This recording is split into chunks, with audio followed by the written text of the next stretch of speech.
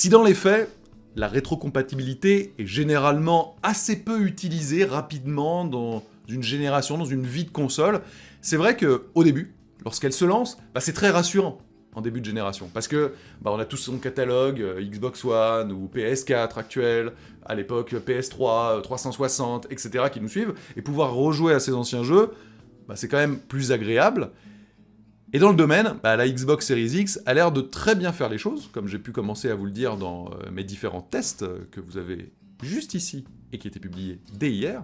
Eh bien, en scannant le code source d'une page web de PlayStation, si c'est véridique, évidemment, il y a des gens qui ont découvert des choses quand même assez intéressantes. La preuve.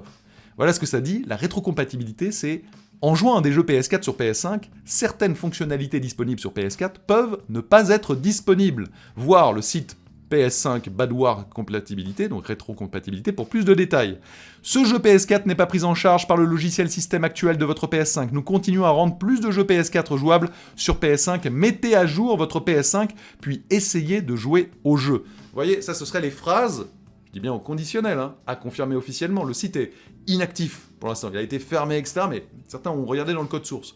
Donc on note déjà 2 éléments qui montrent que tous les jeux PS4 ne seront pas, visiblement, rétrocompatibles, du moins dès le lancement. Alors Sony l'avait dit, ils avaient parlé d'un nombre très important et des jeux majeurs PS4 actuels rétrocompatibles, mais ça veut dire qu'il restera quand même quelques trous dans la raquette.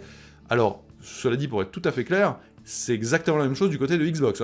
100% des jeux Xbox One ne seront pas rétrocompatibles, mais la plupart le seront. Alors chez Xbox, il y a aussi les jeux 360 et les jeux première Xbox.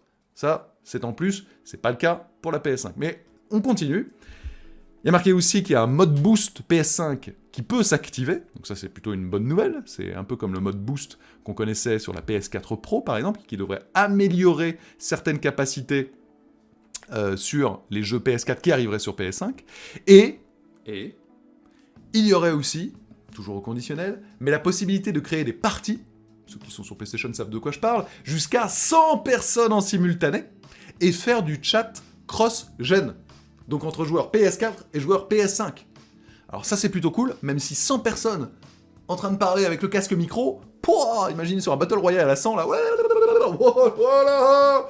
ça peut vite devenir le chaos, mais clairement l'aspect social semble être au cœur de l'expérience PS5. Alors, moi je veux bien, mais maintenant il faut préciser un petit peu les contours de tout cela, PlayStation, car voilà, on n'a toujours pas vu l'interface, on sait qu'il y a le bouton Create, qui a remplacé le bouton Share, partager, mais quelles sont les spécificités? On a vu plein de brevets qui avaient l'air très sympas, où on pourrait peut-être partager carrément des segments de jeu, ça a l'air très cool, mais on veut voir. On est maintenant à 1 mois quasiment du lancement de la nouvelle génération, 1 mois et 10 jours pour la Xbox, et 1 mois et 19 jours pour la PS5, bref, j'ai hâte, et vous aussi, je le sais.